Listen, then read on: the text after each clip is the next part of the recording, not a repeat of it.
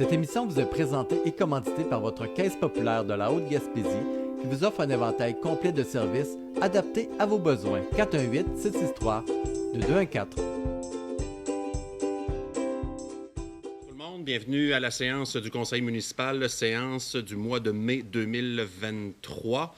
Bienvenue aux gens dans l'assistance et bienvenue aux gens qui suivaient les séances via la télévision Haute-Gaspésie. Quelqu'un propose de l'ordre du jour, mais en faisant une correction, on va rayer le point 10.1 de l'ordre du jour. Donc, quelqu'un propose l'ordre du jour modifié. Il y avait le 5.8 aussi. Oh, je m'excuse. Moi, ça, je l'avais pas. Mais c'est Martin qui l'avait ajouté. Ouais, c'est un ajout pour 5.8.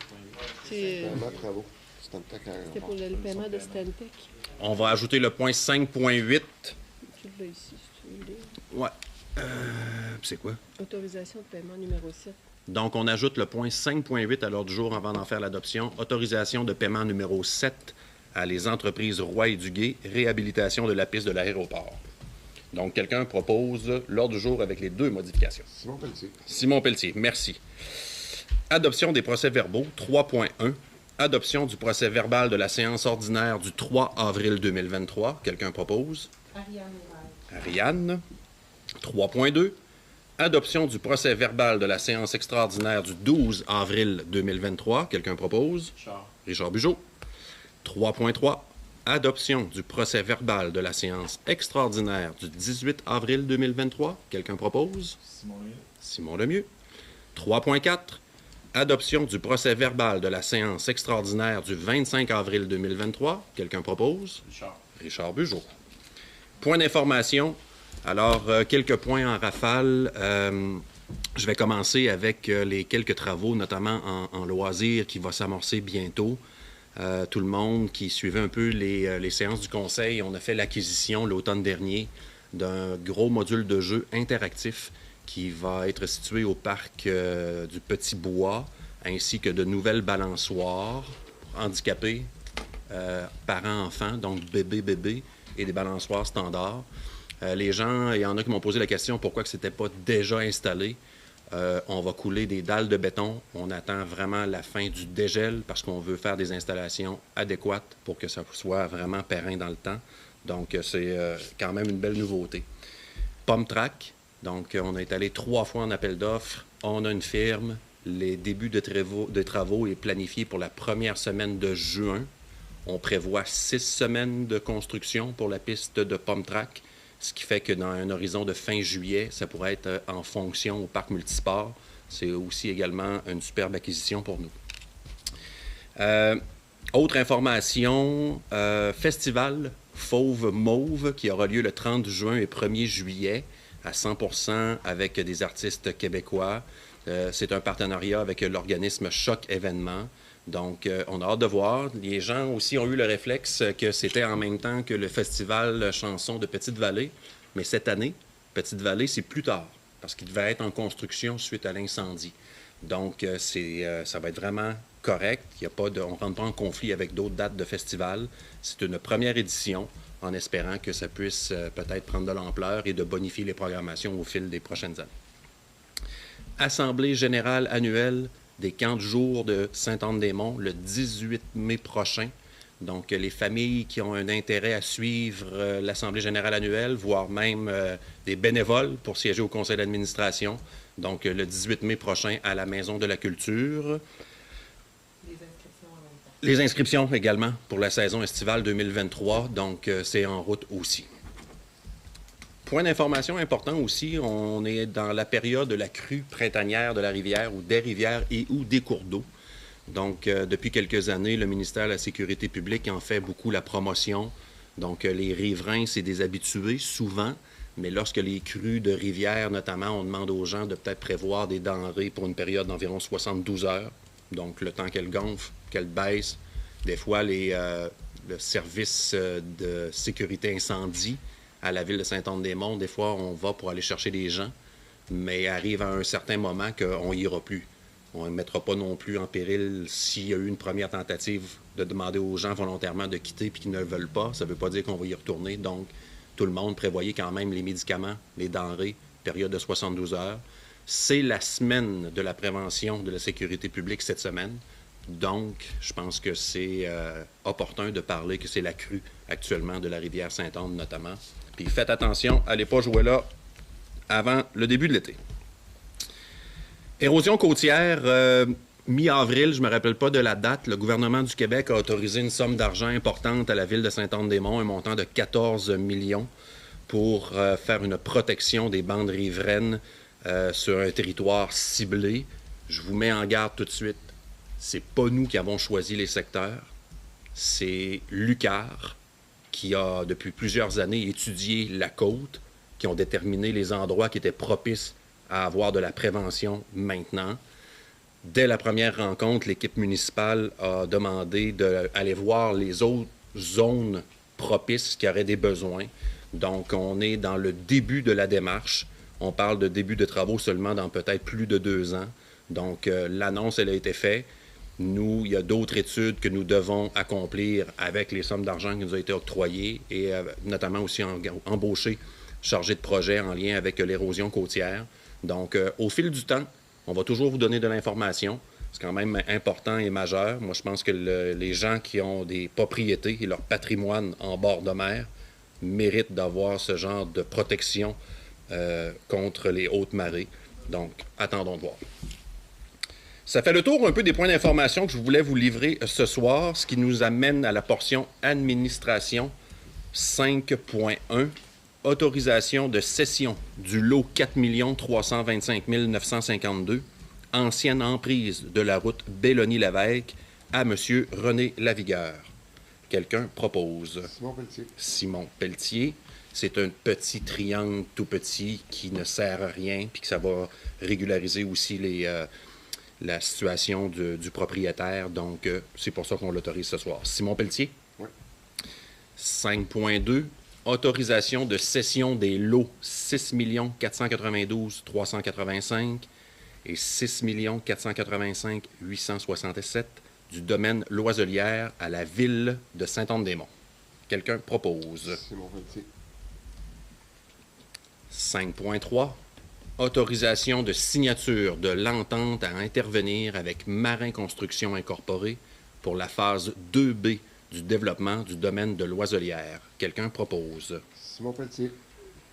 Messieurs, dames, je prends une pause ici. Domaine de Loiselière, ça va assez bien. Quelques maisons unifamiliales neuves qui se sont bâties, des familles, mais il y a également quelques unités de logement, des beaux blocs appartements. À chaque fois qu'il y en a un de construit, le promoteur nous dit qu'avant de construire, il y a déjà une liste de gens sur une liste d'attente. Donc, aussitôt qu'il en termine un puis que les gens puissent l'habiter, il en part un deuxième. Nous, on ouvre ici la phase 2B parce que dans son plan d'ensemble, il y avait des zones à lesquelles il était ciblé d'avoir des blocs appartements. Donc, pour accélérer la construction d'unités de logement, bien, on débloque une partie de la phase 2B pour pouvoir permettre aux promoteurs d'ériger d'autres appartements. 5.4, adhésion à la Corporation des fleurons du Québec. C'est une entente de 3 ans qui va coûter 837 $ par année.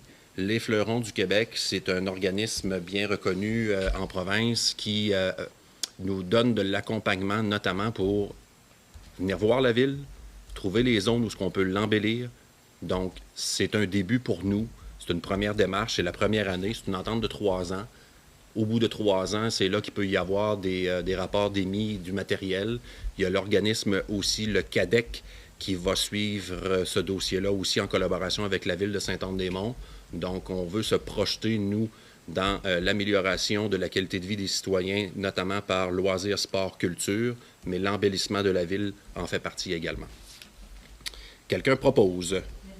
Myriam Bellé. 5.5, délégation à l'Assemblée générale annuelle de l'Association touristique régionale de la Gaspésie, qui aura lieu le 25 mai prochain. La ville de Sainte-Anne-des-Monts, pour avoir le droit de vote lors de l'Assemblée générale annuelle, on doit déléguer, nous, un membre du conseil municipal qui va y assister puis qui va pouvoir exercer son droit de vote. Donc, ce soir, on délègue Myriam Bellé. L'année passée aussi, Myriam, tu étais allée, je crois, exact. Donc, l'AGA de l'ATR de la Gaspésie, 25 mai prochain. Quelqu'un propose? Ariane. 5.6, Office municipal d'habitation, ajout d'un logement subventionné. Donc, c'est le programme de soutien comment ça s'appelle, Simon, exactement? Programme de supplément au loyer de l'Office municipal d'habitation dans le cadre du programme de prévention de l'itinérance et jeunesse. Exact.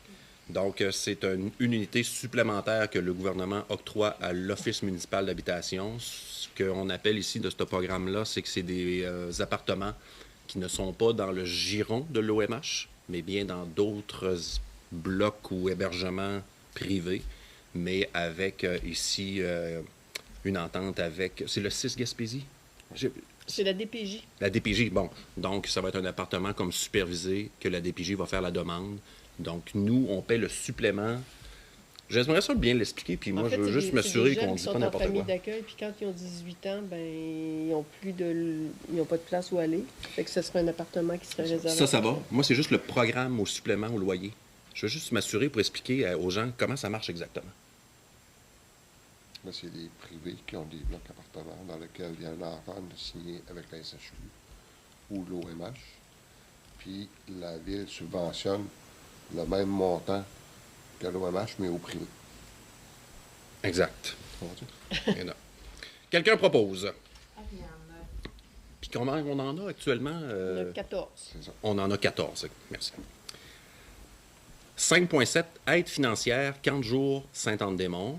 Donc, tout le monde, vous vous rappelez, l'an dernier, la Ville de Sainte-Anne-des-Monts avait délégué la gestion des camps de jour à un organisme à but non lucratif. Donc, avec l'engagement de financer ce que ça nous coûtait. Donc, ce soir, c'est le même montant que l'année passée.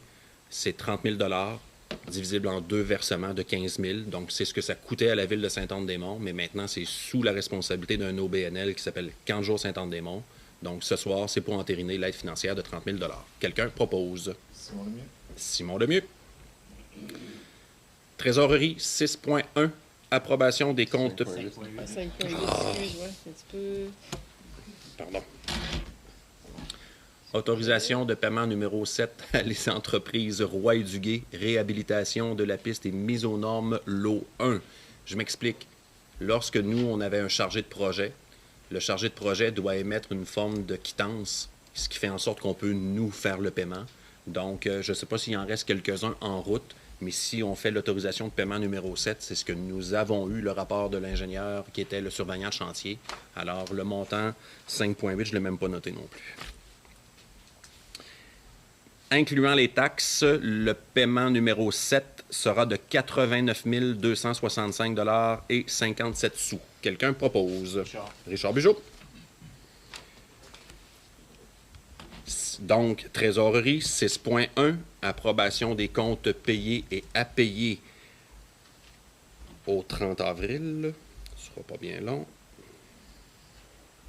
Donc, les comptes payés, chèque numéro 37 628 au numéro de chèque 37 681, montant de 231 282 $ et 78 sous. Et les comptes à payer au 30 avril, chèque numéro 37 682 au numéro de chèque 37 779, un montant de 564 841 $ et 49 sous, pour un grand total de comptes payés et à payer au 30 avril 2023, 796 124 $ et 27 sous. Quelqu'un propose? Ariane Lévesque. Urbanisme 7.1, dépôt du procès verbal de la réunion du comité consultatif d'urbanisme tenue le 11 avril 2023, un dépôt seulement. 7.2, demande de dérogation mineure au 30 rue Sieur-des-Monts. Je cède la parole à Sylvie Lepage. Donc, c'est pour rendre conforme un portique qui a été construit sur une entrée de cave, une entrée pour aller au sous-sol. Le portique est à 0,9 mètres de la ligne de division de terrain au lieu du 1,5 mètre qui est prévu au règlement de zonage. Donc, le comité consultatif a recommandé l'acceptation de cette dérogation. Il y a un avis public qui est paru aussi. Donc, il est recommandé ce soir au Conseil de prendre une décision sur cette demande de dérogation mineure. Quelqu'un propose la demande de dérogation? Simon Lemieux. Simon Lemieux. 7.3, Demande de dérogation mineure sur le lot 4 327 318. Quelqu'un? Sylvie, plutôt. Oui, peut-être. Je vais juste mettre donc, le propriétaire du lot voulait construire une remise dérogatoire par son implantation. Il voulait la construire pratiquement sur la ligne de division de terrain pour des raisons X, sauf que le comité consultatif d'urbanisme a étudié la demande et est d'opinion que le bâtiment pourrait être implanté de façon conforme, qu'il y a suffisamment de terrain et avec certains aménagements qui pourraient être faits autour du cabanon, le propriétaire réussirait à atteindre les objectifs là, qu'il souhaitait. Donc, le CCU recommande de refuser cette demande de dérogation mineure. Quelqu'un propose? Richard Bugeaud. Portion règlement 8.1. Adoption du règlement 23-940 permettant l'implantation d'un établissement de centre de la petite enfance sur le lot 4 325 586 situé sur la rue Thériault. Sylvie. Donc, le règlement de zonage de ce secteur-là ne permet pas l'implantation d'un centre de la petite enfance, sauf que, en vertu de la loi sur les services de garde éducatifs à l'enfance, une municipalité peut, même si le règlement de zonage ne le permet pas, adopter un règlement et permettre l'implantation d'une garderie ou d'un centre de la petite enfance dans n'importe quel secteur de la ville. Et il n'y a personne qui peut s'y opposer. Je vais me dire pourquoi vous n'avez pas modifié le zonage, parce que quand on modifie le zonage, les citoyens pourraient s'y opposer, mais en procédant de cette façon-là, il est prévu que si c'est la volonté de la ville, parce que c'est un bien qui est utile à la communauté d'implanter un centre de la petite enfance, bien, que les gens du voisinage n'aient pas de possibilité d'interdire ou d'empêcher l'implantation d'un centre de la petite enfance. C'est un endroit qui n'est pas problématique, c'est juste derrière la caserne des ambulances, comment ça s'appelle? Les ambulances, c'est ça, sur la rue Thériault, c'est ça, oui. C'est un centre de la petite enfance pour 21 places. Quelqu'un propose? Simon Pelletier. 8.2. Adoption du règlement 23-942 décrétant un emprunt de 179 200 $ afin de financer la subvention du ministère des Affaires municipales et de l'Habitation dans le cadre du sous-volet 1.1 du Fonds pour l'infrastructure municipale d'eau, FIMO. Sylvie. Je pensais que tu... donc, la Ville, on adopte un règlement d'emprunt pour emprunter la somme de 179 200 $, ce qui correspond à la subvention que le gouvernement provincial verse à la Ville pour la réfection des conduites d'aqueduc dans le secteur du parc industriel. On a aussi une subvention du même montant, 179 200 $, qui est versée par le fédéral, mais elle est remboursée à la fin, elle est payée à la Ville à la fin du projet. Les subventions du provincial, quand elles sont supérieures à 100 000 $, elles sont remboursées à la Ville sur 10 ou 20 ans. Dans ce cas-ci, c'est 10 ans. Je regarde José, c'est 20 ans. Celui-là, l'autre, c'est 10 ans. C'est ça. Donc, le gouvernement provincial va rembourser à la Ville 179 200 $ sur une période de 20 ans. Mais ça comprend aussi, s'il y a des frais d'intérêt, c'est remboursé aussi. Donc, la Ville, pour éviter d'avoir à le prendre sur notre budget courant, on emprunte le montant de la subvention qui va nous être remboursé. Fait que ça revient à coût zéro pour la Ville. Quelqu'un propose? Simon Lemieux. Simon Lemieux, 8.3. Adoption du règlement 23-943 décrétant un emprunt de 231 638 afin de financer la subvention du ministère des Transports accordée dans le cadre du programme d'aide à la voirie locale PAVL, volet redressement. Sylvie. Dans le fond, c'est le même principe, c'est que la Ville va recevoir une subvention de 231 638 pour l'asphaltage. Faut pas que je me trompe, c'est ça. C'est pour l'asphaltage de la route. Bien, on n'est pas dans l'appel d'offres encore, mais c'est pour l'asphaltage de la route Bellevue. Il y en a qui vont être contents. Cette subvention-là est remboursée à la Ville sur une période de 10 ans. On va adopter une résolution un peu plus tard pour aller en appel d'offres, donc on ne sait pas combien ça va coûter, mais on sait déjà que le gouvernement provincial nous subventionne 231 638 $. Quelqu'un propose? Myriam Bellé. Merci, Myriam. Vous venez comprendre ici que des fois, on reçoit des montants d'argent en subvention. Tantôt, j'ai parlé d'érosion côtière, Maison de la culture ou autre. C'est tout le temps des programmes dédiés, des programmes pour faire du pavage, de l'asphaltage. Il n'y en a qu'un seul, c'est celui du ministère des Transports, mais c'est seulement pour des routes qui sont déjà ciblées. qui ont déjà été la propriété du gouvernement, qui ont cédé au milieu municipal, donc ce qu'on appelle la réforme Ryan. On parle de la 30e, on parle de la route Bellevue, on parle de la route Lavoie, du ruisseau. Je ne sais pas s'il y en a d'autres, mais ça ressemble à ça. Donc, des fois, là, il ne faut pas penser que si on lève de l'argent, que cet argent-là aurait été disponible pour faire du pavage. C'est important de mettre ce bémol-là. Ici, dans le programme PAVL, le montant de 231 638 va servir à faire les premiers mètres de la route Bellevue, l'entrée à partir du stop. Donc, il ne faut pas penser que je m'exprime mal. On le sait qu'elle est maganée, on le sait qu'elle est brisée, abîmée, il y a des trous. En même temps, quand on sait qu'on peut lever des sommes d'argent en subvention, c'est pour ça qu'on évite d'aller des fois trop la réparer, parce qu'on sait qu'à un moment donné, ça s'en vient. Donc, bonne nouvelle, la grande section de l'entrée de la route Bellevue, je pense que c'est tout près. Je ne veux pas me commettre au nombre de mètres, 450, Martin. je pense. 400 mètres, donc un bon 400 mètres à partir vraiment de la route 132. Je pense que ça va quand même faire une bonne réfection de la zone qui est vraiment abîmée. Alors, voilà. Travaux publics 9.1. Attestation de réalisation de fin de travaux, PAVL, volet PPACE 2022, projet d'amélioration des routes du secteur Tourelle. Donc, c'est comme une forme de budget discrétionnaire du député qui émet une somme d'argent annuelle pour faire de la réfection de routes d'arrière-pays. Donc, ici, c'est marqué route secteur Tourelle, mais il y a aussi la route Lavoie, secteur Saint-Anne-des-Monts, qui a eu aussi un bout. Donc, nous, ici, c'est pour faire la reddition de compte par résolution ce soir. Quelqu'un propose? Ariane Lévesque.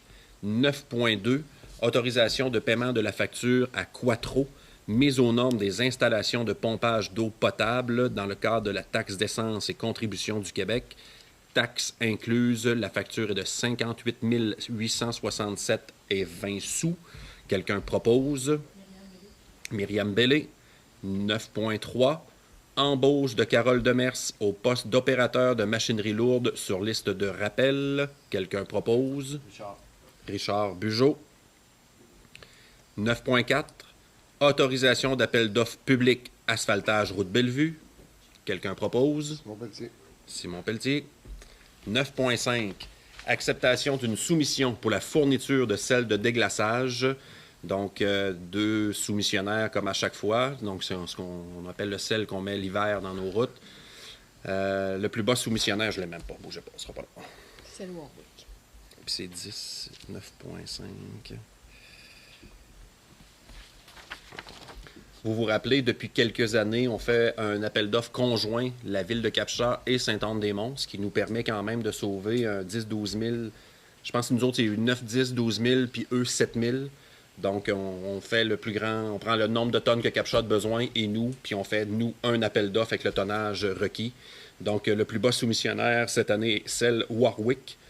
Taxe incluse, le montant est de 200 930 $ et 31 sous. Par contre, ça, c'est le montant pour les deux. Pour Saint-Anne-des-Monts, ça sera 147 742 $ et 88 sous, taxe incluse. Quelqu'un propose? Simon Lemieux. Merci, Simon. Portion loisirs. Nous avons rayé le point 10.1 de l'ordre du jour, ce qui nous amène à 10.2. Ouverture du poste de commis à la bibliothèque sur liste de rappel. Quelqu'un propose? Ariane Lévesque. 10.3.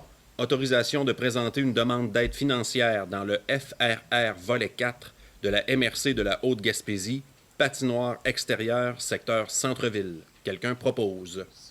Simon Lemieux. 10.4. Autorisation de présenter une demande d'aide financière FRR volet 4 de la MRC de la Haute-Gaspésie, patinoire extérieure, secteur Tourelle. Quelqu'un propose? Myriam Bellé. Donc, actuellement, il y a des programmes d'aide financière assez importants à la MRC dans les infrastructures de sport-loisirs. Les municipalités y ont accès. Donc, on veut avoir 2 vraies bonnes patinoires avec des vraies bandes. C'est une secteur Saint-Anne-des-Monts-Centreville, une secteur Tourelle. Nous faisons les demandes ici qu'on autorise l'équipe municipale à faire les demandes. Les demandes vont être traitées, je crois, la semaine prochaine à la MRC. Alors, on souhaite aller de l'avant avec de nouvelles patinoires. C'est de plus en plus utilisé, pratiqué. On va tenter de les rendre multifonctionnels. Donc, c'est un souhait du conseil municipal. On en est bien fiers de l'annoncer ici ce soir. Mais j'annonce l'autorisation de faire des demandes d'aide financière, on s'entend, mais c'est notre volonté d'en avoir. 10.5, autorisation de présenter une demande d'aide financière, FRR volet 4 de la MRC de la Haute-Gaspésie pour les terrains de volleyball. Quelqu'un propose? Richard Bugeaud. Autre point important, nos terrains de volleyball sont souvent... le sable, il devient très dur, donc c'est pas du sable homologué pour ça. Donc, on a fait des approches auprès d'une sablière qui a du sable homologué pour les terrains de sport. Donc, c'est dans le coin de Trois-Rivières. Donc, on fait une demande d'aide financière à la MRC. On devrait pouvoir upgrader, améliorer pour la construction de 3 nouveaux terrains de volleyball avec les équipements qui y viennent avec. Donc, à suivre, on souhaite que ça puisse aller de l'avant assez rapidement. Quelqu'un propose? On l'a-tu fait, ça? Oui. Parfait. 10.6, autorisation de présenter une demande d'aide financière dans le FRR, volet 2, cette fois-ci, de la MRC de la Haute-Gaspésie pour l'embauche d'un chargé de projet. Quelqu'un propose? Myriam Bellé. Dans le cadre de l'élaboration du grand quadrilatère, si on veut aller plus vite, on a des WOW. Bientôt, on va vouloir faire une présentation publique. Mais pour le moment, on a besoin d'avoir quelqu'un dans l'hôtel de ville qui, à chaque matin, pense à ce projet-là et travaille sur ce projet-là. Donc, il y a de l'argent de disponible également dans un fonds à la MRC. On va essayer d'aller lever l'argent qui va nous permettre d'embaucher cette personne-là. Est-ce que là aussi, on a eu un proposeur? Myriam?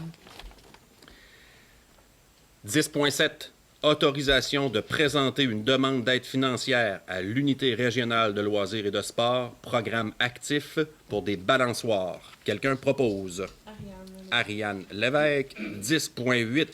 Autorisation d'achat de pays pour les terrains de jeu. Taxe incluse, le montant est de 25 843,51 $ en vrac. Donc, ça revient moins cher, puis il n'y aura pas de sac de plastique. Vous savez que ça peut paraître énorme ici, là, mais il y a des modules de jeu, question d'assurance, il y a des épaisseurs de pays à respecter aux abords de nos aires de jeu et autres. Alors, grosse commande ici, c'est pas du luxe qu'on se paye, je vous jure. Quelqu'un propose, si tu fais? Simon Lemieux. 10.9. Autorisation d'achat de poubelles 2 voies au montant taxe incluse de 26 702,95 $. Donc, c'est des vraies poubelles composites comme on voit ailleurs. On veut embellir la ville, on veut la tenir propre. Ça en fait partie. C'est pour autorisation ce soir. Quelqu'un propose? Myriam Bellé. 10.10. Autorisation de signature du protocole d'entente relatif à la cession des vélos électriques et des stations de vélos électriques et autorisation de paiement. Donc, il y a fort longtemps, ça avait fait la manchette. Ça a pris du temps, mais il y a un bout que ça ne nous appartient pas. On a acheté 4 vélos électriques. La station est déjà ici, au côté est de l'hôtel de ville. Avec une application, vous allez pouvoir venir vous abonner. Vous allez pouvoir débarrer le vélo et de vous circuler librement en ville. Pour nous, comme pour les touristes, il y a aussi que c'est la grosse mode, la mobilité urbaine et en vélo. Les pays européens sont beaucoup plus avancés que nous là-dessus. Mais en même temps, avant de faire l'achat d'un vélo électrique à 5 000 $, là, de venir faire peut-être l'essai, puis de venir faire l'essai, ça peut peut-être aussi vous aider à vous conditionner à faire votre choix.